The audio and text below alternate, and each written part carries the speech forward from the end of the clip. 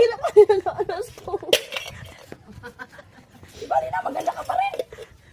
Ako yung pinag-uuto mo? Huwag mo kong inuuto, ha? Kilala ko kita. Kilala kita. Huwag mo kong inuuto. Aba, masyado kang matapang kanina. Mas matapang mo. Okay.